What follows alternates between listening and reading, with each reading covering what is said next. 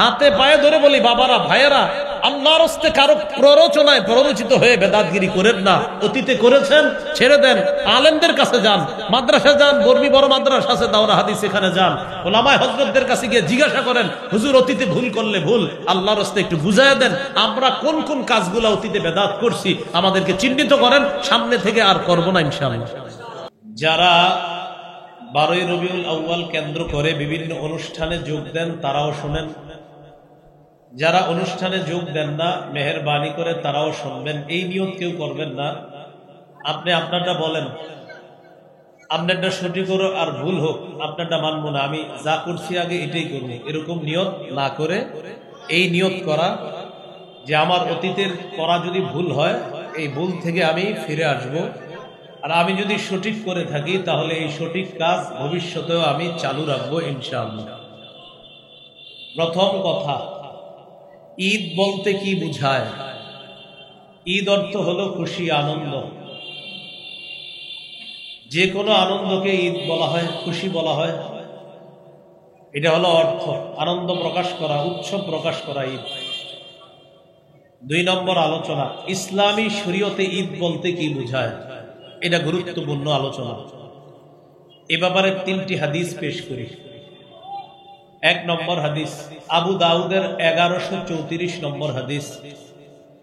এই হাদিসের বর্ণনাকারী সাহাবী আনাস ইবনু মালিক রাদিয়াল্লাহু তাআলা তিনি বলেন,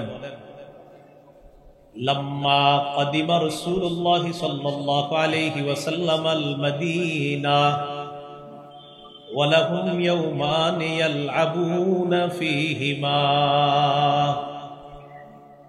রাসূলুল্লাহ সাল্লাল্লাহু আলাইহি ওয়াসাল্লাম যখন মদিনায় আগমন করলেন, তিনি দেখলেন মদিনাবাসী 2 দিনে উৎসব করে, আনন্দ করে, খেলাধুলা করে।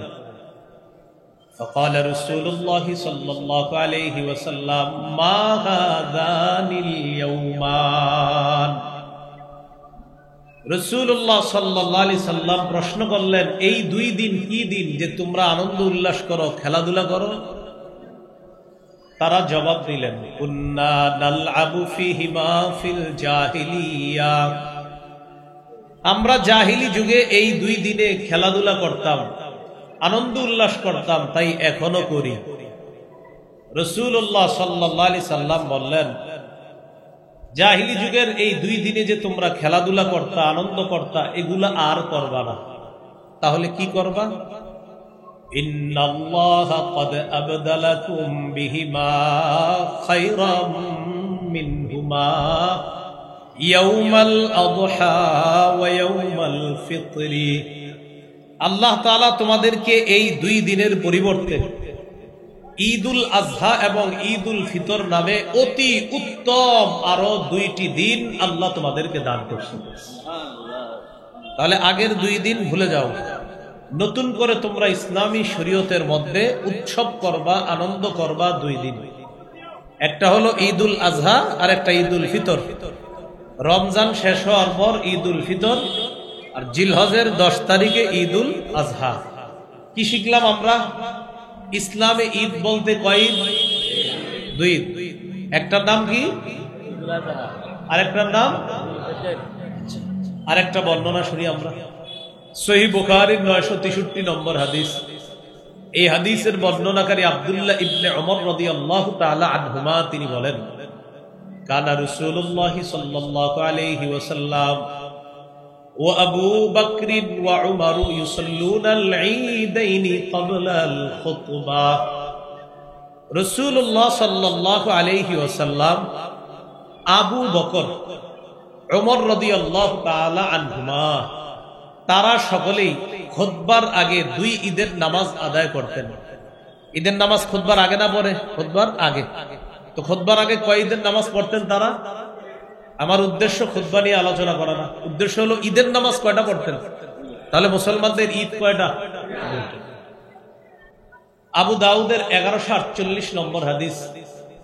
এই হাদিসের বর্ণনাকারী জাবির ইবনে সামুরা রাদিয়াল্লাহু তাআলা তিনি বলেন, সাল্লাইতু মা'আন নবী সাল্লাল্লাহু আলাইহি ওয়াসাল্লাম غير مرة ولا مرتين العيدين بغير أذان ولا إقامة। জাবের ইবনে সামুরা রাদিয়াল্লাহু তাআলা আনহু বলেন, আমি একবার দুইবার নয় অসংখ্য অগণিত বার রাসূলুল্লাহ সাল্লাল্লাহু আলাইহি ওয়াসাল্লামের সাথে দুই ঈদের নামাজ আদায় করেছি। সাহাবী বলেন, একবার দুইবার নয় অসংখ্য অগণিত বার আমি রাসূলুল্লাহ সাল্লাল্লাহু আলাইহি সাল্লামের সাথে দুই ঈদের নামাজ আদায় করেছি। তাহলে বলেন তো এই তিনটি হাদিস থেকে কি শিখলাম? ঈদ কয়টা? দুইটা। এগুলো আজকের আলোচনার দ্বিতীয় আলোচনা। 3 নম্বর আলোচনা, মিলাদুন নবী মানে কি? মিলাদ শব্দের অর্থ জন্ম, আন নবী দ্বারা এখানে উদ্দেশ্য মুহাম্মদ সাল্লাল্লাহু আলাইহি ওয়াসাল্লাম। তাহলে মিলাদুন নবী অর্থ হয় মুহাম্মদ সাল্লাল্লাহু আলাইহি সাল্লামের জন্ম। এটা পৃথিবীর কোন মুসলমান অস্বীকার করে না। নবীজির জন্ম অস্বীকার করলে তো ঈমানই থাকবে না। তাহলে মুহাম্মদ সাল্লাল্লাহু আলাইহি সাল্লামের জন্ম কেউ অস্বীকার করে না। এটার নাম কি বলেন তো? মিলাদুন নবী। এখন আপনাদের অনেকে আবার বলবে প্রশ্ন করে, যে ভাই তুমি কি মিলাদ মানো? আপনি উত্তরে বলবেন, জি আমি নবীর জন্ম মানি। কি বলবেন উত্তরটা? বলেন বলেন, মিলাদ মানো? উত্তরে কি বলবেন? আমি নবীর। কারণ সে আপনারে ধোঁকা দিতে চাইবে এইভাবে, ওই যে ঘরে বিভিন্ন অনুষ্ঠান করে না আর নাম দেয় মিলাদ, তো আপনারে বলবে মিলাদ মানো, সে বুঝায় কিন্তু ওই মিলাদ। ওই যে ঘরে করে আপনার উদ্বোধন হবে, ঘরে বাপ মরে গেছে, অমুকে মরে গেছে, হুজুর আসেন একটু মিলাদ পড়েন, এইটা না। মিলাদ অর্থ মুহাম্মদ সাল্লাল্লাহু আলাইহি সাল্লামের জন্ম। আপনারা যদি বলে মিলাদ মানেন, বলবেন মুহাম্মদ সাল্লাল্লাহু আলাইহি সাল্লামের জন্ম মানি। কি বলবেন? মুহাম্মদ সাল্লাল্লাহু আলাইহি সাল্লামের জন্ম মানি। ধোঁকাবাজ আপনাকে ধোঁকা দিবে। এ হলো 3 নম্বর কথা। তাহলে বলেন মিলাদুন নবী অর্থ কি? মুহাম্মদ সাল্লাল্লাহু আলাইহি সাল্লামের জন্ম। আমি আপনাদেরকে প্রশ্ন করি, মিলাদ মানেন? সুন্দর উত্তর দেন, নবীর জন্ম। আচ্ছা, মিলাদ মানেন?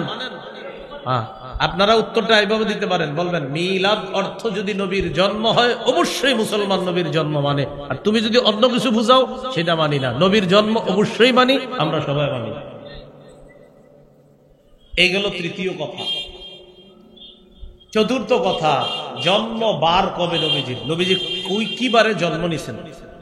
মুসনাদে আহমদ হাদিসের কিতাব 4 নম্বর খন্ড 172 নম্বর পৃষ্ঠা এই হাদিসের মধ্যে আছে, ওলিদা রাসূলুল্লাহ সাল্লাল্লাহু আলাইহি ওয়াসাল্লাম ইয়াউমাল ইসনাইন। রাসূলুল্লাহ সাল্লাল্লাহু আলাইহি সাল্লাম সোমবারে জন্মগ্রহণ করেছেন। কিবারে জন্মগ্রহণ করেছেন? সোমবারে। 5 নম্বর আলোচনা, নবীজির জন্ম তারিখ কবে? এটা মন দিয়ে শুনুন। নবীজির জন্ম তারিখ নিয়ে মতভেদ আছে, আমি এক শ্বাসে বলি, খালি মন দিয়ে শুনুন। 1, নবীজির জন্ম রবিউল আউয়ালের 2 তারিখে। 2, নবীজির জন্ম রবিউল আউয়ালের 8 তারিখে। 3, নবীর জন্ম রবিউল আউয়ালের 9 তারিখে। 4, নবীজির জন্ম রবিউল আউয়ালের 10 তারিখে। 5, নবীজির জন্ম রবিউল আউয়ালের 12 তারিখে। 6, কেউ কেউ বলেন নবীজির জন্ম রবিউল আউয়ালের 17 তারিখে। 7, কেউ কেউ বলেন রবিউল আউয়াল মাসের 8 দিন বাকি থাকতে নবীজির জন্ম। 7 নাম্বার কথা। 8 নাম্বার, কেউ বলেন নবীজির জন্ম 12ই রমজান, যদিও এটা আগে কখনো শোনেন নাই। কি রমজান? 12ই রমজান। এগুলা নিতান্তই দুর্বল বর্ণনা। তাহলে কেউ বলেন 2 তারিখে, কেউ বলেন 8, কেউ বলেন 10, কেউ বলেন 12, কেউ বলে 17 রবিউল আউয়াল, কেউ বলে রবিউল আউয়ালের 8 দিন বাকি থাকতে, আর কেউ কেউ বলে 12ই রমজান। যারা বলছে এগুলা প্রত্যেকে দলিল আদিল্লাও দিচ্ছে। ইবনে কাসির রহমতুল্লাহি আলাইহি গুরুত্ব দিয়ে আলোচনা করেছেন 3টা। কয়টা? 2 তারিখ, 8 তারিখ, 12 তারিখ। 2, 8, 12 এই 3টা তারিখ নিয়ে আলোচনা করেছেন। নবীজির জন্ম 2 তারিখে এই কথাটা আসছে তবকাতে ইবনে সাদ নামে একটা কিতাব আছে। খুব মন দিয়ে আমার দিকে তাকাইতে হবে, তাহলে বুঝবেন। মুহাম্মদ ইবনে সাদ বর্ণনা করেছেন তার উস্তাদ ওয়াকিদি থেকে। ওয়াকিদি, উস্তাদের নাম ওয়াকিদি। এই উস্তাদ বর্ণনা করছে তার উস্তাদ আবু মাশার থেকে। দেখেন আমার দিকে, আমি বর্ণনা করেছি আমার উস্তাদ থেকে, তিনি বর্ণনা করেছেন তার উস্তাদ থেকে। এটা বুঝছেন তো? তাহলে আমার উস্তাদ তিনি, তার উস্তাদ তিনি। মুহাম্মদ ইবনে সাদের উস্তাদ ওয়াকিদি, ওয়াকিদির উস্তাদ আবু মাশার। এই আবু মাশার নামক উস্তাদ বলেন, ওলিদা রাসূলুল্লাহ সাল্লাল্লাহু আলাইহি ওয়াসাল্লাম ইয়াউমাল ইসনাইন লিলাইলাতাইন খালাতা মিন শাহরি রবিউল আউয়াল। রাসূল সাল্লাল্লাহু আলাইহি সাল্লামের জন্ম রবিউল আউয়াল মাসের 2 তারিখে। কে বলছে এটা? আবু মাশার নামক উস্তাদ। ওনার থেকে কে বলছে? ওয়াকিদি। ওয়াকিদির থেকে কে বলছে? মুহাম্মদ ইবনে সাদ। তাহলে উস্তাদ বলছে 2 তারিখ, তার থেকে তার ছাত্র বলছে 2 তারিখ, এই তার ছাত্র থেকে আমি ছাত্র বলছি 2 তারিখ। এই সূত্রটা বুঝছেন তো? আমার উস্তাদ তার উস্তাদ, আমার উস্তাদ তার উস্তাদ থেকে বলছে, আর আমি আমার উস্তাদ থেকে বলছি। আচ্ছা, এই যে মুহাম্মদ ইবনে সাদ যার থেকে বলছে তার নাম ওয়াকিদি। ওয়াকিদি বলছে কার থেকে? আবু মাশার। এবার এই দুইজনের ব্যাপারে একটু শুনি। বুখারী শরীফের ব্যাখ্যা গ্রন্থ যিনি লেখছেন তার নাম ইবনে হাজার আসকালানী রাহমাতুল্লাহি আলাইহি। তার একটা কিতাব আছে নাম তাকরিবুত তাহযীব। এই কিতাবের মধ্যে ওই উস্তাদ ওয়াকিদি সম্পর্কে আসছে মাতরুকুন মা'সিয়াতি ইলমিহি। ওয়াকিদি নামক উস্তাদের প্রচুর জ্ঞান ছিল, অনেক জ্ঞানের অধিকারী ছিলেন। এরপরেও তিনি বিভিন্ন বর্ণনার ক্ষেত্রে পরিত্যাজ্য, ইতিহাস এবং হাদিস বর্ণনায় তিনি পরিত্যাজ্য, তার বর্ণনা গ্রহণ করা হবে না, তিনি উল্টা পাল্টা করে ফেলেন। মানে এলেম আছে অনেক, কিন্তু উল্টা পাল্টা করেন, তাই ওয়াকিদি নামক উস্তাদের বর্ণনা গ্রহণযোগ্য নয়। ওয়াকিদির উস্তাদ আবু মাশার, তার ব্যাপারে মুহাদ্দিসিনে কেরামের অভিমত দাঈফুন, তিনি দুর্বল। তাহলে সূত্রে 3 জন, ছাত্র হলো মুহাম্মদ, তার উস্তাদ ওয়াকিদি, তার উস্তাদ আবু মাশার। উস্তাদ আবু মাশার দুর্বল, এই আবু মাশারের ছাত্র ওয়াকিদি তিনি পরিত্যাজ্য, তার বর্ণনা গ্রহণ করা হয় না, যদিও অনেক এলেম। এই কারণে 2 রবিউল আউয়ালের বর্ণনাটি গ্রহণ করা হবে না। তাহলে বর্ণনা গ্রহণ করা হবে না কেন? এই সূত্রে 2 জন ব্যক্তি আছে, একজন পরিত্যাজ্য আর একজন দুর্বল। এই 2 জনের কারণে এই বর্ণনা গ্রহণ করা হবে না। উলামায়ে কেরাম ছাড়া অন্যরা বুঝছেন এতটুকু বলেন। তাহলে অন্যরা বুঝে থাকলে আলহামদুলিল্লাহ, আলেমরা তো বুঝছে। তাহলে একজন পরিত্যাজ্য, তার বর্ণনা গ্রহণ করা যায় না, আর একজন দুর্বল। এই জন্য 2 রবিউল আউয়াল বাদ হয়ে গেল। রয়ে গেল 8, 12। 8ই রবিউল আউয়ালের ব্যাপারে একটু শুনেন। হস্তি বাহিনী মক্কায় হামলা চালাইছে, কাবা ধ্বংস করার জন্য আসছে হাতি বাহিনী। এরকম একটা ঘটনা ছোটবেলা থেকে শুনছেন না? আলাম তারা কাইফা ফাআলা রাব্বুকা বিআসহাবিল ফিল। এই হস্তি বাহিনী কাবা ধ্বংস করার জন্য আসছিল মক্কায়। শুধু এতটুকু মনে রাখেন, সারা পৃথিবীর ঐতিহাসিকগণ এই ব্যাপারে একমত, যেই বছর কাবার উপরে হস্তি বাহিনী হামলা চালায় সে বছরই আল্লাহ রাসূলের জন্ম। এই ব্যাপারে সবাই একমত।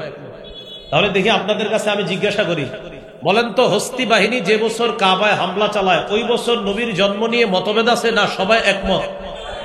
তাহলে বছরটায় আমরা শিওর হয়ে গেলাম, হস্তি বাহিনী যে বছর হামলা চালাইছে ওই বছরই আল্লাহ রাসূলের জন্ম। এখন কথা হলো, হস্তি বাহিনী হামলা চালানোর কয়দিন পর নবীর জন্ম হয়েছে? বলেন সবাই আমার সাথে, হস্তি বাহিনী বলেন কাবায় হামলা চালানোর 50 দিন পর রাসূলুল্লাহ সাল্লাল্লাহু আলাইহি সাল্লামের জন্ম হয়। তাহলে এক অংশ আমি, বাকি অংশ আপনারা বলেন। বলেন তো নবীর জন্ম কোন বছরে? বলেন হস্তি বাহিনীর বছর। কোন বছর? আচ্ছা, জন্মটা হইছে হস্তি বাহিনী কাবায় হামলা চালানোর কয়দিন পর? এবার আমরা 50 দিনের হিসাবটা বাইর করে দেখি, তাহলে তারিখটা বের হয়ে যাবে। হস্তি বাহিনী কাবায় হামলা চালাইছে মুহররম মাসের 13 দিন বাকি থাকতে। তাহলে মুহররমের 13 দিন পাওয়া গেলাম। মুহররমের পরে কোন মাস? সফর। সফরের 30 দিন, মুহররমের 13 দিন। 30 আর 13 কত হয়? 43। সফরের পরের মাস রবিউল আউয়াল। রবিউল আউয়ালের 7 দিন বাকি থাকলে, 7 দিন যাওয়ার পর যে সূর্যটা উঠবে, সূর্য ওঠার পরেই কিন্তু 8ই রবিউল আউয়াল। আরবি হিসাবগুলা গণনা কিভাবে হয়? যেমন আজকে সূর্য ডুবার পরেই কিন্তু আগামীকালের হিসাবটা শুরু হয়ে গেছে। তাহলে রবিউল আউয়াল মাসের 7 দিন যাওয়ার পরেই সূর্য ডুবে গেছে, তখনই হয়ে গেছে কত রবিউল আউয়াল? 8ই রবিউল আউয়াল। তাহলে আপনার এখন আসেন 7 দিন আর আগের 43 দিন, 43 আর সাথে কত হয়? 50। তাহলে 50 দিন পরে যদি নবীর জন্ম হয় তাহলে 8ই রবিউল আউয়াল। কত রবিউল আউয়াল? 8ই। আবার বলছি, হস্তি বাহিনী কাবায় হামলা চালাইছে যে বছর, ওই বছর নবীর জন্ম। এই ব্যাপারে সবাই একমত। বলেন তো হামলার কতদিন পর নবীর জন্ম? হামলা করেছে মুহররমের কয়দিন বাকি থাকতে? 13 দিন। মুহররমের 13, সফরের 30, 43, রবিউল আউয়ালের 7 দিন গিয়ে 8ম তারিখ শুরু, 7 আর 43 হয় 50, তাহলে আল্লাহ রসুলের জন্ম 8ই রবিউল আউয়াল।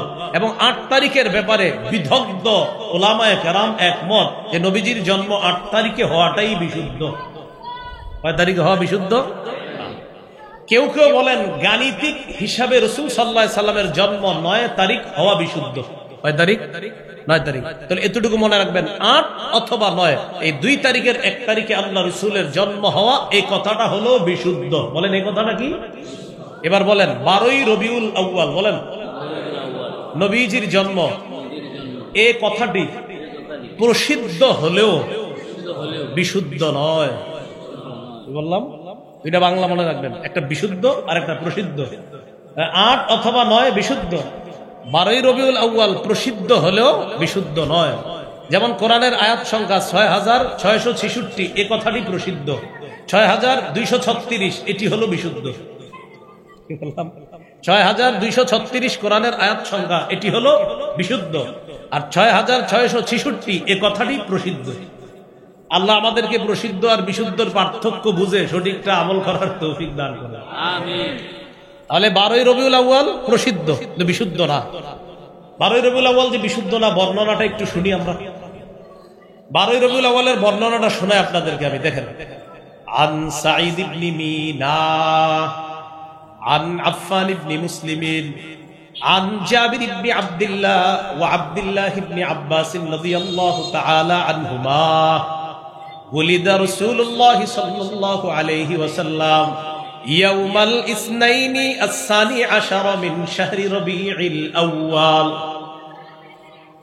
সাঈদ ইবনে মিনা তার উস্তাদ আফফান ইবনে মুসলিম থেকে বর্ণনা করেন, তিনি জাবের এবং আব্দুল্লাহ ইবনে আব্বাস রাদিয়াল্লাহু তাআলা আনহুমা থেকে বর্ণনা করেন, আল্লাহ রাসূল সাল্লাল্লাহু আলাইহি সাল্লামের জন্ম 12ই রবিউল আউয়াল। কত রবিউল আউয়াল? আচ্ছা, এবার কথা হলো এই বর্ণনা বিশুদ্ধ নয় কেন? সূত্রটা দেখেন, আমি দেখেন বলি। সাঈদ আফফান, সাঈদ আফফান, সাঈদ বর্ণনা করছে তার উস্তাদ আফফান থেকে। বা সাহাবীদের ব্যাপারে কথা নাই, তারা তো এমনি গ্রহণযোগ্য। তাহলে সাঈদ বর্ণনা করছে আফফান থেকে। মজার ব্যাপার, সাঈদ যিনি ছাত্র, তিনিও একজন বিশুদ্ধ বর্ণনাকারী, আবার আফফানও বিশুদ্ধ বর্ণনাকারী। আপনাদের মাথায় এখন আসবে, হুজুর দুজন বিশুদ্ধ হলে বর্ণনা কেন বিশুদ্ধ হবে না? আজীব এক প্রশ্ন। আপনাদেরকে এইভাবে বুঝাবে যে সাঈদও বিশুদ্ধ, আফফানও বিশুদ্ধ, উস্তাদও বিশুদ্ধ, ছাত্রও বিশুদ্ধ। তাহলে উস্তাদ ছাত্র দুজন বিশুদ্ধ হলেও তাদের বর্ণনাটি কেন বিশুদ্ধ হবে না? দেখি আপনাদের মেধা পরীক্ষা করি, আমি বললে বুঝে ফেলবেন। দেখেন, ছাত্র সাঈদ, এই সাঈদ ইবনে মিনা এই ছাত্রের জন্ম হইল 136 হিজরিতে। ছাত্রের জন্ম কত হিজরিতে? আর উস্তাদ আফফান ইবনে মুসলিম তার মৃত্যু হলো 110 হিজরিতে। আলেম ছাড়া অন্যরা মন দিয়ে শোনেন, আবার বলছি, ছাত্রের জন্ম 136 হিজরিতে, উস্তাদের মৃত্যু 110 হিজরিতে। উস্তাদ 110 হিজরিতে মারা গেছে, ছাত্রের জন্ম 136 হিজরিতে। কি বুঝছেন? মাশাআল্লাহ, ছাত্র উস্তাদি না, আবার মাশাআল্লাহ। 110 হিজরিতে বিশুদ্ধ বর্ণনাকারী আফফান তার মৃত্যু, আর বিশুদ্ধ বর্ণনাকারী সাঈদ ইবনে মিনা তার জন্ম 136। কি বোঝা যায়? আসলে তারা ছাত্র উস্তাদ না। তার মানে মাঝখানে একটা বিচ্ছিন্নতা আছে। বলেন মাঝখানে কি আছে? এই বিচ্ছিন্নতার আরবি হলো ইনকিতা। আর ইনকিতা যে সনদে থাকে এটাকে বলা হয় মুনকাতি, আর মুনকাতি সনদ গ্রহণযোগ্য না। এই জন্য 12ই রবিউল আউয়াল এই কথাটি প্রসিদ্ধ হলেও বিশুদ্ধ নয়। কেন? ওই যে উস্তাদ আর ছাত্রের মাঝখানে বিচ্ছিন্নতা আছে। বুঝে থাকলে বলেন তো, তারা কি আসলে উস্তাদ ছাত্র, না একজন আরেকজনকে দেখেই নাই? এজন্য ধোকাবাজির সুযোগ নাই, দুজন বিশুদ্ধ, সন্দেহ নাই। তাহলে কোন জায়গাটায়? ওই মাঝখানে গিয়ে ধরা খাবে যে আচ্ছা বুঝলাম বিশুদ্ধ, উস্তাদের মৃত্যু কবে আর ছাত্রের জন্ম কবে এটা একটু বলেন। তখন যখন ইতিহাস তালাশ করবেন দেখবেন উস্তাদ আর ছাত্র তাদের সাক্ষাৎই হয়নি। তাহলে 12ই রবিউল আউয়াল কথাটি প্রসিদ্ধ হলেও কি নয়? বিশুদ্ধ নয়। আচ্ছা, এবার আমি একটা আপনাদেরকে বুদ্ধি শিখিয়ে দিই, ঝগড়া থেকে বাঁচবেন কিভাবে। যেমন কেউ বলবে 8, কেউ বলবে 9, কেউ বলবে 10, কেউ বলবে 12। আপনাদেরকে যখন কেউ বলবে নবীজির জন্ম কবে, আপনারা আমার মতো বুদ্ধি করে একটা উত্তর দিবেন। কেউ যদি জিজ্ঞাসা করে, মনে করেন আমারে জিজ্ঞাসা করলেন নবীজির জন্ম কবে, সবাই একটু জিজ্ঞাসা করেন নবীজির জন্ম কবে, জিজ্ঞাসা করেন। এবার আমি উত্তরটা দিই, দেখেন 8 থেকে 12ই রবিউল আউয়ালের মাঝে যে কোনো একদিন। কি বললাম? রবিউল আউয়ালের মাঝে যে কোনো একদিন, বাস। আমারে আর কেউ ঝগড়া পাবে না। বলে আরে ভাই ঝগড়া করবো তো, একটু অন্য কিছু বলেন না, আমি তো বলেই দিচ্ছি। যদি কয় 8, আমি বলবো হ্যাঁ তাও ঠিক। যদি কয় 9, হ্যাঁ তাও ঠিক আছে। এটা হুজুর 10 তো আছে, হ্যাঁ 10 আছে। 12 তো আছে, হ্যাঁ 12 আছে। আমি তো এই জন্য বললাম 8 থেকে 12। রাসূল সাল্লাল্লাহু আলাইহি সাল্লামের জন্ম 8 থেকে 12। বাকি এরপরে আমি বলে দিছি কিন্তু কোনগুলা উলামায়ে কেরামের নিকট বিশুদ্ধ, কোনগুলা প্রসিদ্ধ। আল্লাহ আমাদের সকলকে বুঝে শুনে বাড়াবাড়ি ছাড়াছাড়ি থেকে বাঁচার তৌফিক দান করেন, আমিন। আচ্ছা বলেন তো নবীজির জন্ম কবে? মাশাআল্লাহ, এইগুলো নবীজি সাল্লাল্লাহু আলাইহি সাল্লামের জন্ম তারিখ। আজকের 6 নম্বর আলোচনা 12ই রবিউল আউয়াল কেন্দ্র করে রেলি, জুসনে, জুলুস অথবা ঈদে মিলাদুন নবী পালন, এটা কবে থেকে শুরু হলো? আগে একটু মুখস্থ করি, পরে বলি। বলেন 604 হিজরি, ইরাক, মুসুল, এই তিনটা মিলায় বলি এবার। বলেন ইরাকের মুসুল শহরে বাদশাহ আবু সাঈদ মুজাফফর আবুল খাত্তাব ওমর ইবনে দিহিয়া নামক জনৈক দাম্ভিক আলেমের মাধ্যমে সর্বপ্রথম 604 হিজরিতে ঈদে মিলাদুন নবীর সূচনা করে। আমি একবারও কিন্তু আপনাদেরকে বলি নাই পালন করবেন না, ছাড়বেন। শুধু একটু বললাম নবী দুনিয়া থেকে বিদায় নেওয়ার 604 বছর পরে এটা শুরু হয়েছে। কয় বছর পরে? এরপরে তো আপনারা অনেক বুদ্ধিমান, এই জন্য পালন করবেন। কয়শো বছর পরে? 604।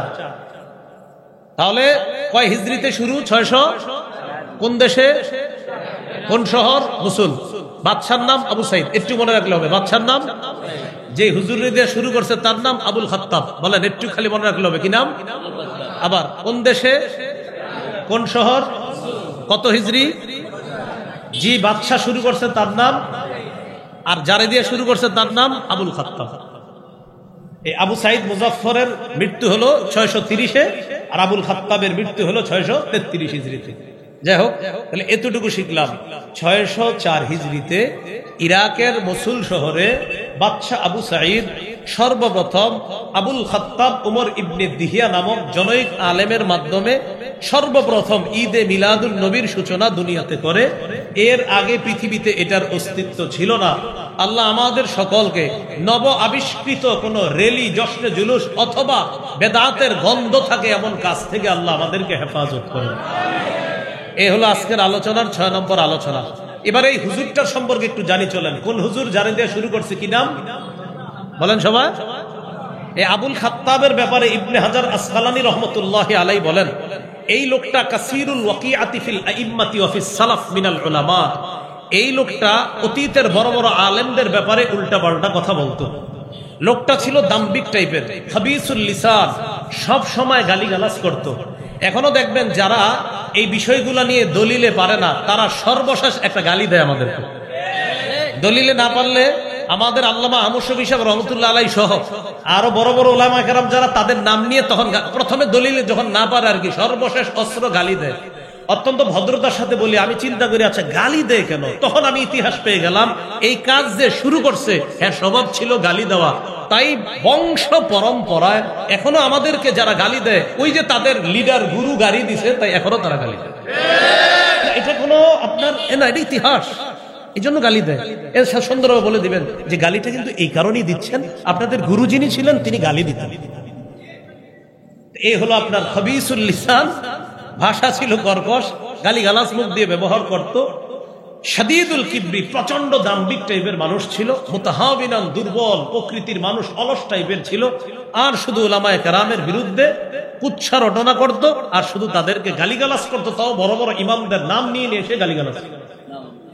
আল্লাহ আমাদেরকে হেফাজত করেন। এই তার মাধ্যমে সর্বপ্রথম এটার সূচনা হয়। আজকের আলোচনার 7 নম্বর আলোচনা। কত গেল? 6 গেল না? হ্যাঁ 6 তো গেল। হ্যাঁ 7 নম্বর আলোচনা মিলাদুন নবী। মিলাদুন নবী মানে জানি কি? জন্ম। হ্যাঁ ভাই, মিলাদ বুঝেন কি জানি অর্থ? জন্ম। মিলাদ মানেন? বলেন নবীজির জন্ম, এই অর্থে মানি। বলেন মিলাদ মানেন? পুরোটা বলেন সবাই, মিলাদ মানেন? আবার মিলাদ মানেন? হ্যাঁ এই অর্থে মানেন। রাসূলুল্লাহ সাল্লাল্লাহু আলাইহি সাল্লাম তার জন্মদিনে যে আমল করতেন, আপনারা সবাই এই আমল করার চেষ্টা করবেন ইনশাআল্লাহ। তাহলে আজকে থেকে আমরা নবীজির জন্মে ওই আমল করার চেষ্টা করব যে আমল রাসূল সাল্লাল্লাহু আলাইহি সাল্লাম করতেন। সহিহ মুসলিম 1162 নম্বর হাদিস। আমাদের মাদ্রাসার পাঠ্যপুস্তক অনুসারে মোট হাদিস সংখ্যা হবে 3033টা। এই হাদিসের বর্ণনাকারী আবু কাতাদা আল আনসারী রাদিয়াল্লাহু তাআলা তিনি বলেন, সুইলা রাসূলুল্লাহ সাল্লাল্লাহু আলাইহি ওয়াসাল্লাম আন সাওমিদ দাহরি। রাসূলুল্লাহ সাল্লাল্লাহু আলাইহি সাল্লামকে সারা বছর রোজা রাখা সম্পর্কে জিজ্ঞাসা করা হলো যে হুজুর সারা বছর রোজা রাখলে কি কোনো সমস্যা আছে? فقال رسول الله صلى الله عليه وسلم لا صام ولا افطر او قال ما صام وما افطر। নবীজি বললেন যে ব্যক্তি সারা বছর রোজা রাখে সে রোজা রাখেও নাই আবার রোজা ছাড়েও নাই। কি বললেন? সে রোজা রাখেও নাই রোজা ছাড়েও নাই। এর মানে হলো কেউ সারা বছর যদি রোজা রাখে তার রোজা আদায় হবে, তবে নবী উৎসাহ প্রদান করেন নাই। নবী তাকে কি করেন নাই? উৎসাহ প্রদান করেন নাই যে সারা বছর রোজা রাখবা, এটা আমি উৎসাহ দিচ্ছি না। আবার প্রশ্ন করলো, সুইলা আন সাওমি ইয়াউমাইনি ওয়া ইফতারি ইয়াউমিন। হুজুর কেউ যদি 2 দিন রোজা রাখে আর 1 দিন রোজা না রাখে, এর মানে মাসে 20টা রোজা আর 10 দিন রোজা না রাখা। আবার বুঝেন, সাওমি ইয়াউমাইনি 2 দিন রোজা, এরপরে আরেক দিন রোজা না, আবার 2 দিন রোজা নফল রোজা, আবার আরেক দিন রোজা না। তাহলে মাসে রোজা হয় কয়টা? 20টা, আর 10 দিন হয় রোজা ছাড়া। হুজুর এটা কেমন? রাসূলুল্লাহ সাল্লাল্লাহু আলাইহি সাল্লাম বললেন, আইয়ুনা ইউতিকু যালিকা। এই রোজা রাখার সামর্থ্য কে রাখে? এই রোজা রাখার শক্তি কার আছে? এর মানে এরকম রোজা যদি কেউ রাখে আদায় হবে, তবে নবী এটাও উৎসাহ দেন নাই যে 2 দিন রোজা রাখবা আর 1 দিন রাখবা না, এটার প্রতি উৎসাহ দেন নাই। তারপর প্রশ্ন করলেন, সুইলা আন সাওমি ইয়াউমিন ওয়া ইফতারি ইয়াউমাইন।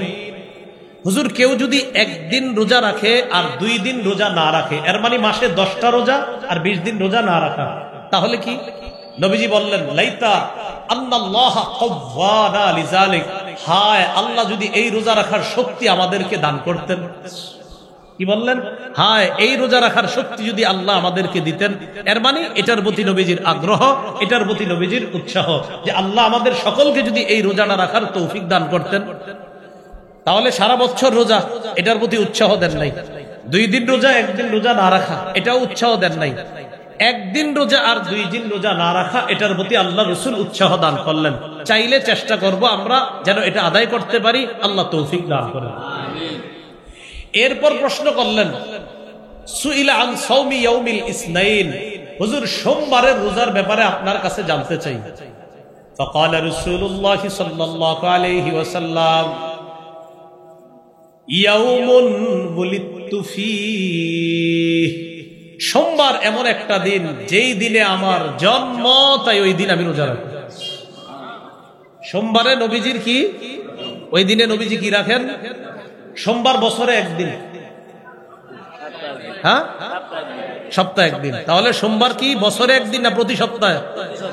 অতএব কেউ যদি বলে রাসূল সাল্লাল্লাহু আলাইহি সাল্লামের জন্মদিনে আমি আমল করতে চাই, ওই ব্যক্তির জন্য আশিকে রাসূল হিসাবে আমল হলো প্রতি সপ্তাহে সোমবার রোজা রাখা। বছরে 1 দিন অনুষ্ঠান করলেন আর খাইলেন, নবী জন্মদিনে রোজা রাখলেন, আপনি খাইলেন। নবী জন্মদিনে রোজা রাখলেন আর আপনারা খানার আয়োজন করলেন। এটা কেমন কথা আমারে বলেন? আমি শরীয়ত বলছি না, শুধু এটা জিজ্ঞাসা করছি আপনাকে। নবী রাখলেন রোজা আর আপনি বছরে 1 দিন তাও রোজা না খাইলেন। নবী করলেন রোজা রাইখান না খায়া আমল, আর আপনি খাইলেন। শুধু খাইলেন না, আরো অনেক এরকম বিলি করলেন, বিতরণ করলেন খুশিতে। নবী কি খাইছেন না রোজা রাখছেন? না, আপনি তো খাইলেন, জোহর থেকে শুরু করলেন। তাহলে আমরা একটা কথা স্পষ্ট হলো, নবীজি জন্মদিনে কি করতেন? বছরে 1 দিন না প্রতি সপ্তাহে? কি বারে? এই আমল রাসূল সাল্লাল্লাহু আলাইহি সাল্লাম জন্মদিনে করতেন। যদি কেউ চেষ্টা করেন এটা আপনি করতে পারেন। আল্লাহ আমাদেরকে প্রকৃত আশিক রাসূল হওয়ার তৌফিক দান করেন, আমিন। এগুলো আজকের আলোচনা, 7 নম্বর আলোচনা। 8 নম্বর আলোচনা, 12ই রবিউল আউয়ালকে কেন্দ্র করে কোন ধরনের রেলি, জশ্নে, জুলুস, জন্মদিন ইত্যাদি পালন করা বেদাত। যারা এই বেদাতে শামিল হবে তারাও বেদাতীদের অন্তর্ভুক্ত হয়ে আবু দাউদের 4608 নম্বর 4607 নম্বর হাদিস অনুযায়ী রাসূলুল্লাহ সাল্লাল্লাহু আলাইহি সাল্লাম বলেন, ইয়াকুম ওয়াল মুহদাসাত। তোমরা দ্বীনের মধ্যে নতুন নতুন বিষয় আবিষ্কার করা থেকে বাঁচো। ফাইন্না কুল্লা মুহদাসাতিন বিদআহ। প্রত্যেক নতুন আবিষ্কার বেদাত।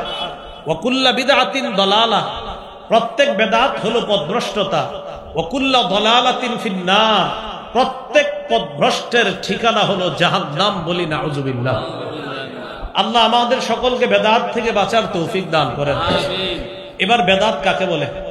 সহিহ বুখারীর বর্ণনা 2697 নম্বর হাদিস, 2697 নম্বর হাদিস।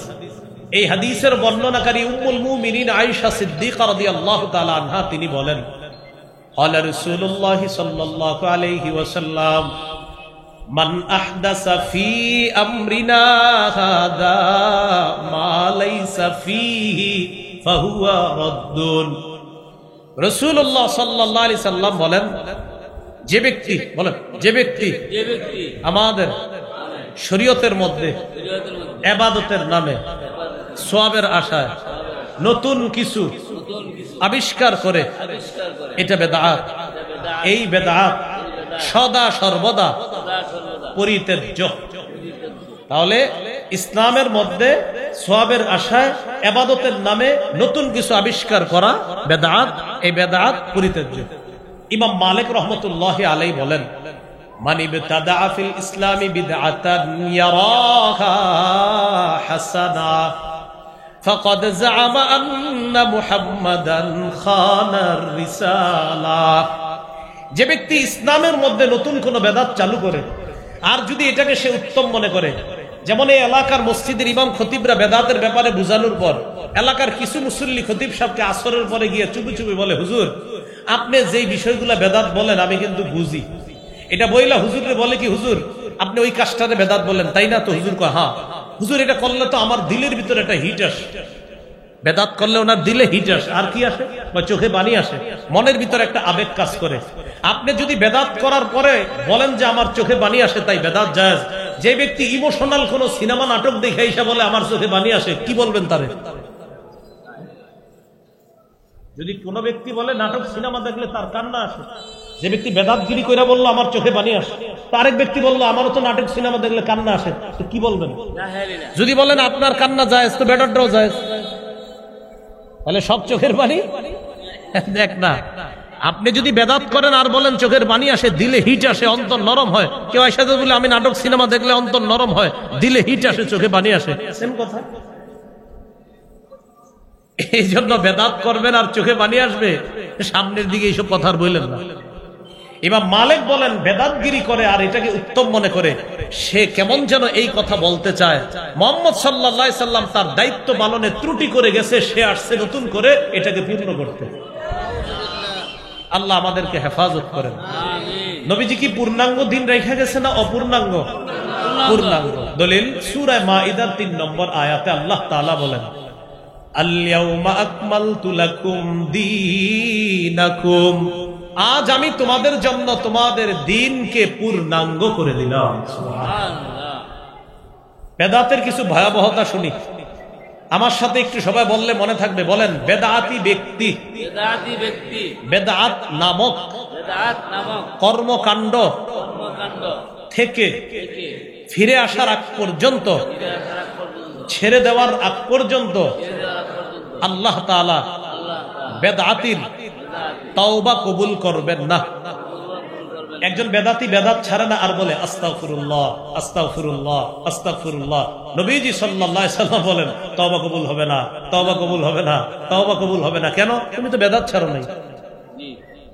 দলিল সুনানে দারিমি হাদিসের কিতাব 54 নম্বর হাদিস, قال رسول الله صلى الله عليه وسلم إن الله حجب التوبة عن كل صاحب بدعة حتى يدع بدعته। রাসূলুল্লাহ সাল্লাল্লাহু আলাইহি সাল্লাম বলেন, আল্লাহ তাআলা প্রত্যেক ওই ব্যক্তির তওবা কবুল করেন না, প্রত্যেক ওই বেদাতির তওবা কবুল করেন না যতক্ষণ সে তার বেদাত নামক কর্মকাণ্ড না ছাড়বে, ততক্ষণ তার বেদাত নামক কর্মকাণ্ড থেকে আল্লাহ তাআলা তার তওবা কবুল করবেন না, যতক্ষণ সে এই বেদাতটা না ছাড়বে। হাতে পায়ে ধরে বলি, বাবারা ভাইয়েরা, আল্লাহর হস্তে কারো প্ররোচনায় প্ররোচিত হয়ে বেদাতগিরি করেন না। অতীতে করেছেন, ছেড়ে দেন। আলেমদের কাছে যান, মাদ্রাসা যান, বর্মী বড় মাদ্রাসা আছে, দাওরা হাদিস, এখানে যান। ওলামায়ে হযরতদের কাছে গিয়ে জিজ্ঞাসা করেন, হুজুর অতীতে ভুল করলে ভুল, আল্লাহর হস্তে একটু বুঝাইয়া দেন, আমরা কোন কোন কাজগুলো অতীতে বেদাত করছি আমাদেরকে চিহ্নিত করেন, সামনে থেকে আর করব না ইনশাআল্লাহ। বেদাত করেন না, বেদাতের পরিণতি জাহান্নাম। আল্লাহ আমাদেরকে হেফাজত করেন, আমিন। তাহলে তওবা কবুল হবে না। সহিহ বুখারীর বর্ণনা 6583, 6584 নম্বর হাদিস। রাসূলুল্লাহ সাল্লাল্লাহু আলাইহি সাল্লাম বলেন, আনা ফারাতুকুম আলাল হাউজ, কিয়ামতের ময়দানে আমি তোমাদের আগে আগে হাউজে কাউসারের পারে চলে যাব তোমাদেরকে পানি পান করানোর জন্য। মান মাররা আলাইয়া শারিবা, রাসূলুল্লাহ সাল্লাল্লাহু আলাইহি সাল্লাম বলেন, আমার সামনে আমার যে উম্মত অতিক্রম করবে সেই কাউসারের পানি পান করবে। ওয়া মান শারিবা লাম ইয়াজমা আবাদা, আমার উম্মত যেই হাউজে কাউসারের পানি পান করবে সে আর কখনো পিপাসার্ত হবে না।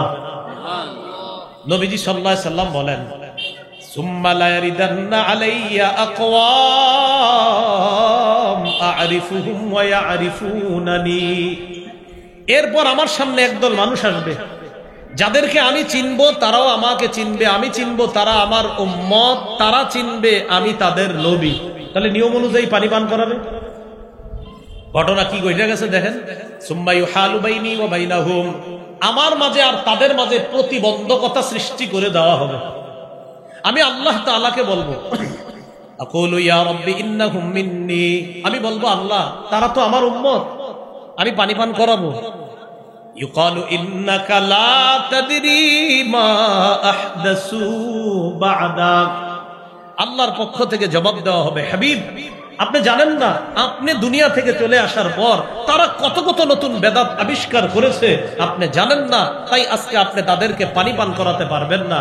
এই কথা শুইনা রাসূল সাল্লাল্লাহু আলাইহি সাল্লাম বলেন, সুহকান সুহকান লিমান গায়্যারা বা'দি, আমি তখন বলবো দূর হও আমার সামনে থেকে, দূর হও যারা আমার দ্বীনকে পরিবর্তন করে দিয়েছো। আমি পূর্ণাঙ্গ শরীয়ত রেখে আসলাম, আর এটার মধ্যে যারা পরিবর্তন ঘটিয়েছো, আমি তোমাদেরকে পানি পান করাইতে চেয়েছিলাম, আমি তোমাদের চেহারাটাও দেখতে চাই না, আমার সামনে থেকে সবাই দূর হও, তোমরা বেদাতগিরি করেছো, আমি তোমাদের চেহারাটাও দেখতে চাই। যেই নবী কাউসারের পানি পান করাইতে চাইলেন তিনি আর দেখতে চান না তাদেরকে। এই জন্য প্রিয় ভাইয়ারা, বেদাত নামক কোন কর্মকাণ্ডে যোগ দিয়েন না।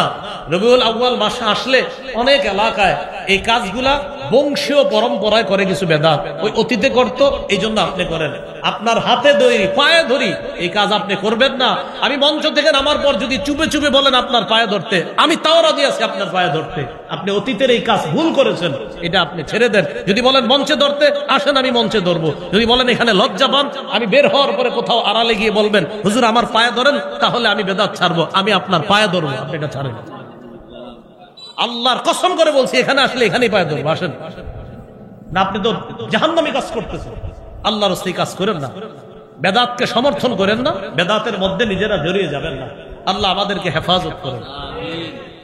আরেকটা ভয়াবহতা দেখেন, অনেক মানুষ আছে যারা এলাকায় নিজে বেদাত করে, আবার অন্য বেদাতিকে আশ্রয় দেয়। অন্য বেদাতিকে কি করে? আশেপাশের ইমাম খতিবদেরকে হুমকি দিয়ে দেয়, হুজুর ওনারে কিছু বলতে সাবধান। কেন? ওনারে আমি প্রোটেক্ট করি, আমি আশ্রয় দিছি ওনাকে, আপনারা কিছু করেন না, সাবধান। হুজুররাও দূর দূরান্ত থেকে এখানে আসছে, ওনারাও কিছু বলে না, ঠিক আছে ভাই। উনি এলাকার 2-3 কাঠা জায়গা হেরে দিয়ে দিছে যে আপনি এখানে একটা আস্তানা বানান, আর আপনি যত বেদাত আছে এখান থেকে সাপ্লাই দিবেন। এরকম একটা আস্তানা বানানোর জন্য জায়গাও দিয়ে দিছে। এবার বুখারীর হাদিস শুনেন, 3172 নম্বর হাদিস। قال رسول الله صلى الله عليه وسلم, রাসূলুল্লাহ সাল্লাল্লাহু আলাইহি সাল্লাম বলেন, মান আহদাসা ফিহা হাদাসা আও আওয়া মুহদিসা ফালাইহি লানাতুল্লাহ ওয়াল মালাইকাতি ওয়ান নাসি আজমাইন। যে কোনো বেদাত করে অথবা কোনো বেদাতিকে আশ্রয় দেয়, যে নিজে বেদাত করে অথবা কোনো বেদাতিকে আশ্রয় দেয়, তার উপর আল্লাহর অভিশাপ, ফেরেশতাদের অভিশাপ, সারা দুনিয়ার সমস্ত মানুষের অভিশাপ। আরেকটা কথা শুনেন, এলাকার অনেকে মিলে হয়তো মাঝে মাঝে বেদাতি কোনো মাহফিল করেন, আর এখানে কোনো বেদাতিকে দাওয়াত দেন, আর লাখ লাখ জনগণ উপস্থিত হন। যারা দাওয়াত দিয়ে আনছেন তাদের উপর আল্লাহর অভিশাপ হবে, আর যে বেদাতিকে আশ্রয় দিচ্ছেন তার উপর আল্লাহর অভিশাপ হবে। এই জন্য ভবিষ্যতে বেদাতি কোনো আয়োজন করতে একটু বুঝে শুনে করবেন। আপনি কি জাহান্নামে যাইতে চান নাকি যাইতে চান না, তাই এটা মাথায় রেখে আয়োজনটা করবেন। আমি তো বললামই, এই আয়োজন আপনি এই কারণে করেন যে আমাদের বংশ পরম্পরায় করে আসছে তাই করতেছি না, এই কাজ আর করবেন না। তাহলে কি বললাম, এরকম মঞ্চে কোনো বেদাতিকে যদি বসায়া দেন আর আপনারা তাকে আশ্রয় প্রশ্রয় দিলেন, এটা ওই হাদিসের অন্তর্ভুক্ত হবে যে বেদাতিকে বেদাত সাপ্লাইয়ের সুযোগ কেন করে দিল। আবার কি বলে জানেন, মাইকে বৈশা বলার পরে বলে কি, নবী প্রেমে দলিল লাগে না। কি বলে, মানে বেদাত করবে আর বলবে এগুলোর দলিল লাগে না। তো এরকম অনেক আলেমদের নাম ধরে ধরে বলবে যে অমুকরা বলে, ওহাবিরা বলে দলিল লাগে। বলেন সবাই নবী প্রেমে কি দলিল, এরকম বলবে আর কি সামনে যারা আছে। তো সবাই বলে ঠিক, লাখ লাখ মানুষ বুঝলেও ঠিক না বুঝলেও ঠিক। এরাও কয় হ্যাঁ ঠিকই তো, নবী প্রেমে দলিল লাগে না, এরকম বলে। এবার হাদিসে দেখি নবী প্রেমে দলিল লাগে কিনা। সহিহ মুসলিমের বর্ণনা। ও সমাজে অনেক মানুষ আছে, এদেরকে দাওয়াত দিতে গেলে কি বলবে দেখবেন, ভাই মসজিদে চলেন, জন জন, এরকম আপনি বারবার দাওয়াত দিলে বলে শেষমেশ যখন বলবেন ভাই আল্লাহকে ভালোবাসেন, নবীকে ভালোবাসেন, তো মসজিদে চলেন। এই মেয়ে আপনার কি নবীর প্রেম আমার মধ্যে কম আছে, আপনারা ডায়লগ দিবে। নামাজ না পড়লেও নবীর প্রেম আছে। কি বলবে, নামাজ না পড়লেও নবীর প্রেম। অসংখ্য মানুষ পাবেন। এবার নবীজি কি বলে দেখেন। এক সাহাবী নবীজির খেদমত করছে, মাশাআল্লাহ আমাদের মাদ্রাসার ছাত্ররাও উস্তাদদের খেদমত করে। এরকম এক সাহাবী রাসূল সাল্লাল্লাহু আলাইহি সাল্লামের খেদমত করছে। খেদমত করার পর নবীজি তাকে বললেন, সাল, এই তুমি আমার কাছে কিছু চাও, যা চাইবা তাই দিব, চাও। সাহাবী বুদ্ধি করে বললেন, ইন্নী আসআলুকা মুরাফাকাতাকা ফিল জান্নাহ, হুজুর আমি জান্নাতে আপনার আশেপাশে থাকতে চাই, সুবহানাল্লাহ, আপনার সাথী হতে চাই। সাহাবীকে নবীজি বললেন, ও গায়রা যালিক, এছাড়া অন্য কিছু চাও না? হয় না, এটাই চাই, আমি জান্নাতে আপনার আশেপাশে থাকবো। চিন্তা করেন কি বুদ্ধি করে জবাব দিস। আমরা মনে কইতাম 10 তলাটা বাড়ি লাগবে, এরকমই তো নাও, কি কইতাম। নবীজি বললেন, আমার আশেপাশে যদি থাকতে চাও একটা আমল বাড়ায়া দিবা। এই আমলটা সবাই করবেন ইনশাআল্লাহ। নবীজি সাল্লাল্লাহু আলাইহি সাল্লাম বললেন, আইন্নি আলা নাফসিকা বিকাসরাতিস সুজুদ, আজকে থেকে বেশি বেশি নামাজ পড়বা, রুকু করবা, সিজদা করবা। যত বেশি নামাজ পড়বা, যত বেশি রুকু করবা, যত বেশি সিজদা করবা, জান্নাতে আমার তত কাছে থাকতে পারবে। সুবহানাল্লাহ। হে কয় নামাজ না পড়লে প্রেম আছে? নবীজি কয় নামাজ পড়লে প্রেম, হে কয় না পড়লে। তাহলে নামাজ ছেড়ে প্রেম না ধরে প্রেম? আল্লাহ তাআলা কোরআনে বলেন, উসজুদ ওয়াকতারিব, সিজদা দাও কাছে আসো, সিজদা দাও কাছে আসো, সিজদা দাও কাছে আসো। তাহলে আল্লাহর কাছাকাছি হওয়ার উপায়ও নামাজ, জান্নাতে নবীর কাছাকাছি থাকার উপায়ও নামাজ। এক অংশ আমি, বাকি অংশ আপনারা জোরে বলবেন। আল্লাহর কাছাকাছি হওয়ার সেরা উপায় নামাজ, জান্নাতে নবীর কাছাকাছি থাকার শ্রেষ্ঠ উপায় নামাজ। নামাজ ধরে আল্লাহ প্রেম না ছেড়ে আল্লাহ প্রেম? নামাজ ছেড়ে নবী প্রেম না ধরে নবী প্রেম? আল্লাহ আমাদেরকে বুঝার তৌফিক দান করেন। তাহলে দলিল লাগেনি? কয় দলিল লাগে না, এগুলা বইলা টইলা আপনাদেরকে সামনে যারা আছে কয় ঠিক এরকম। আল্লাহ আমাদেরকে হেফাজত করেন। তাহলে গেল বেদাতের ভয়াবহতা, গেল বেদাত থেকে যেন আল্লাহ আমাদের সকলকে হেফাজত করেন। এগুলো আজকের আলোচনার 8 নম্বর আলোচনা। রবিউল আউয়াল মাস কেন্দ্র করে আমরা কোনো বেদাত করব না, বলেন ইনশাআল্লাহ। ইনশাআল্লাহ। 9 নম্বর, অনেক ভাইদেরকে বলতে শোনা যায় যে নবীজি তো নিষেধ করেন না এগুলা করতে। কি বলে, নবীজি তো নিষেধ করেন না এগুলা করতে। এটার জবাব কি? উত্তর, নবীজি নিষেধ করেন নাই, কিন্তু রাসূল সাল্লাল্লাহু আলাইহি সাল্লাম হাদিসে বেদাতের মূলনীতি বলে দিয়েছে। ওই মূলনীতির আলোকে আপনাদের কাজ বেদাত, তাই এটা বেদাত। নবীজি নিষেধ করেন নাই, কিন্তু নবীজি বেদাতের মূলনীতি বলছে। ওই যে বুখারীর 2697 নম্বর হাদিস, ইসলামের মধ্যে ইবাদতের নামে সওয়াবের আশায় নতুন কিছু করলে এটা বেদাত। আপনি জিজ্ঞাসা করবেন, তো আপনারা যা করেন কি সওয়াবের আশা করেন না? টেনশনে পড়ে যাবে। যদি বলে না, তাহলে করেন কেন? উনি যদি বলেন না, তাহলে আপনি বলবেন করেন কেন? যদি বলে হ্যাঁ, তখনই বলবেন হ্যাঁ ভাইয়া, নবীজি বলছে ইবাদতের নামে সওয়াবের আশায় নতুন কিছু করলে এটা বেদাত। প্রথমে প্রশ্ন করবেন, এটা যে করেন সওয়াবের আশায় না সওয়াব ছাড়া? তো বলবে কোনো সওয়াবের আশা নাই। যদি বলে, তো বলবেন তো এই কাজ করাই দরকার নেই। আর যদি বলে সওয়াবের আশায়, তখন মূলনীতি বলবেন সওয়াবের আশায় ইসলামের মধ্যে নতুন কোন আমল চালু করে এটা করা, এটার নাম বেদাত। এই বেদাত পরিত্যাজ্য। এগুলো 9 নম্বর কথা। 10 9 নম্বর কথার উপর কেন্দ্র করে 10 নম্বর কথা আপনাদেরকে পেঁচে ফেলাবে। লাইট, ফ্যান, এইগুলা নতুন আবিষ্কার, তো এইগুলা তো বেদাত। আমি আপনাদের কাছে জানতে চাই, আজকে মাগরিবের নামাজে যে যারা যারা মসজিদে নামাজ পড়ছেন, কারেন্ট ছিল কিনা? এখানে কারেন্ট ছিল কিনা? আচ্ছা, যদি কারেন্ট না থাকতো, ফ্যান না থাকতো, লাইট না থাকতো, আপনারা কি মাগরিব পড়তেন না? আগামী 100 বছর যদি বাংলাদেশে কারেন্ট, বিদ্যুৎ, গ্যাস কিচ্ছু না থাকে, আমরা কি নামাজ পড়বো না? বোঝা গেল লাইট, ফ্যান, বিদ্যুৎ এগুলার সম্পর্ক শরীয়তের না। হলে ভালো, না হলেও সমস্যা নাই, আমরা আল্লাহর হুকুম পালন করব। এটা দিয়ে সেটার দলিল দেয়, এগুলাও তো নতুন। আমরাও বলবো হ্যাঁ এগুলা নতুন, কিন্তু এগুলা না থাকলে কিচ্ছু হবে না। কিন্তু তুমি যদি শরীয়তের মধ্যে নতুন বেদাত ঢুকাও, এটা আমরা পালন করব না। তাহলে বিষয়টা কি? লাইট কি শরীয়তের মধ্যে কোনো আমল? বলেন। তাহলে ফ্যান, লাইট এগুলা কি শরীয়তের কোনো ইবাদত? এগুলা না থাকলে কি আমরা নামাজ পড়বো না? আমরা রোজা রাখবো না? তাহলে এইগুলার সাথে ইবাদতের কোনো সম্পর্ক নাই। এগুলা না থাকলে আমরা ইবাদত করব। হ্যাঁ, শরীয়তের মধ্যে ইবাদতের নামে নতুন কিছু ঢুকানো, এটার নাম বেদাত। ওই বেদাতের সাথে এই নতুন আবিষ্কারকে তুলনা করা, এটাকে এটার সাথে সামঞ্জস্য করা মূর্খতা ছাড়া অন্য কিছু না। সহজে কিন্তু বুঝবেন। কেউ যদি বলে আপনারে ভাই ফ্যান, লাইট, মাইক তো বেদাত, আপনি বলবেন ভাইয়া এই মাইক যদি না থাকে, এই ফ্যান, লাইট যদি কিচ্ছু না থাকে, আমরা 4-5 জনের সামনে যতজন শুনে ততজনের বয়ান করবো। লাইট ফ্যান না থাকলেও নামাজ পড়বো, লাইট ফ্যান না থাকলেও হাদিস বলবো, লাইট ফ্যান না থাকলেও আমরা কোরআন বলবো। 100 বছর যদি বাংলাদেশে লাইট, ফ্যান, বিদ্যুৎ, গ্যাস না থাকে, আমরা আল্লাহর ইবাদত ছাড়বো না। তো এগুলা কি ছিল আগে? তো তখন কি ইবাদত চলে নাই? চলছে। আল্লাহ আমাদেরকে কথাগুলা বুঝার তৌফিক দান করুন। তো এখন প্রশ্ন হবে, তাহলে লাখ লাখ মানুষের ওয়াজ করবেন কেমনে যদি মাইক না থাকে? জবাব দিব, লাখ লাখ মানুষের সামনে ওয়াজ করারও সুন্নাহ সিস্টেম আমাদের জানা আছে। সেটা কি? একজনে বয়ান করবে, আরেকজন ওখানে দাঁড়াবে, তিনি তার বক্তব্য আরেকজনকে জানাবে। রাসূলের বক্তব্য এক সাহাবী প্রচার করতেন, তার বক্তব্য আরেক সাহাবী, তার বক্তব্য আরেক সাহাবী, এইভাবে হাজার হাজার মানুষের মাঝে আল্লাহ রাসূলের বক্তব্য প্রচার হতো। ওই যে মুকাব্বির যে সিস্টেমটা, মুকাব্বির, হ্যাঁ এই সিস্টেম। আল্লাহ আমাদেরকে বেদাত থেকে বাঁচার তৌফিক দান করেন।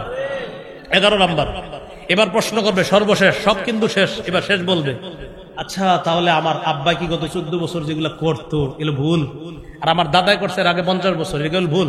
আপনি জবাব দিবেন, আপনার দাদা না শুধু পরদাদা 14 গোষ্ঠীও যদি করে থাকে ভুল, ভুল, এটা সঠিক হওয়ার কোনো সুযোগ নাই। এখন আব্বা আর দাদার জন্য দোয়া করেন, আল্লাহ যেন মাফ করে দেয়। তাহলে বলেন তো ভুল কি? ভুল বলেন, ভুল কি? ভুল। সর্বশেষ কথা 12 নম্বর, এর পরিবর্তে ব্যাপকভাবে নিজে সুন্নতের আমল করব।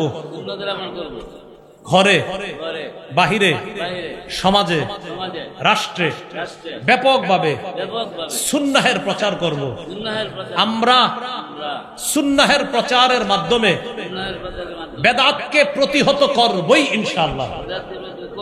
এদেশে বেদাতি বা বেদাতের কোন স্থান ভবিষ্যতে আমরা থাকতে দিব না ইনশাআল্লাহ। তাহলে বেদাতির কোন আস্থানা থাকবে না। অলরেডি শুরু হয়ে গেছে, কিন্তু শেষ হবে ইনশাআল্লাহ আস্তে আস্তে ইনশাআল্লাহ।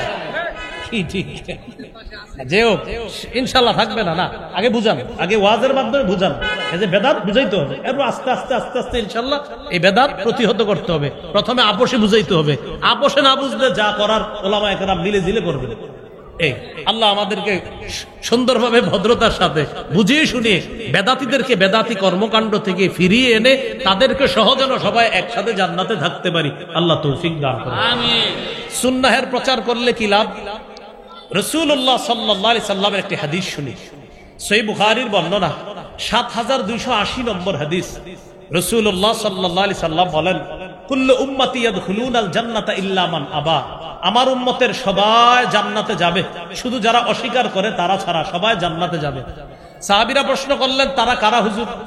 যারা অস্বীকার করে। নবীজি বললেন, মান আতাআনি দাখালাল জান্নাহ। যারা আমার আনুগত্য করে তারা জান্নাতে যাবে। ওয়া মান আসানি ফাকাদ আবা। যারা আমার নাফরমানি করে, তারা অস্বীকার করে, তাদের ঠিকানা জাহান্নাম। সহিহ বুখারীর ৭২৮১ নম্বর হাদিস। রাসূলুল্লাহ সাল্লাল্লাহু আলাইহি সাল্লাম একদিন ঘুমাইতেছিলেন। তো ঘুমন্ত অবস্থায় জাআত মালাইকাতুন, একদল ফেরেশতা রাসূলের কাছে আসছে। আবার বলছি, আমি নবী ঘুমাইতেছে, একদল ফেরেশতা নবীজির কাছে আসছে। আসার পর ফেরেশতারা নবীর চারপাশে দাঁড়ায় গেছে।